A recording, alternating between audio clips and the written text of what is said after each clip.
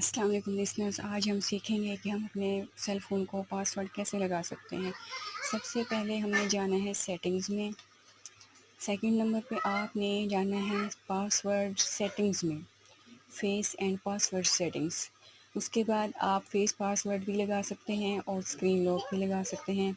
Screen lock में आपके पास वो ऑप्शन होते हैं जिसमें 6 डिजिट और 4 डिजिट होता है, ठीक है। अब मैंने तो सेलेक्ट किया है वो 4 डिजिट वाला जो है वो सिलेक्ट किया है। वैसे आप 6 डिजिट वाला पासवर्ड भी सिलेक्ट कर सकते हैं, ठीक है। इसमें मैंने पहले से एक पासवर्ड सेट कर रखा था। इसमें देखिएगा जब मैं ये पासवर्ड लगाती हूँ तो ये रॉन्ग का ऑप्शन दे देता है कि आपका जो पासवर्ड है वो रीन्यू सेट करें आप। अब मैं एक और पासवर्ड लगाऊंगी आपके सामने, ठीक है। ये मैंने पासवर्ड लगा दिया। अब ये एक ऑप्शन देगा कि हम इस पासवर्ड को वेरीफाई करना है हमने, ठीक है। पासवर्ड को वेरीफाई कर लिया, ये आपका पासवर्ड हो गया डन।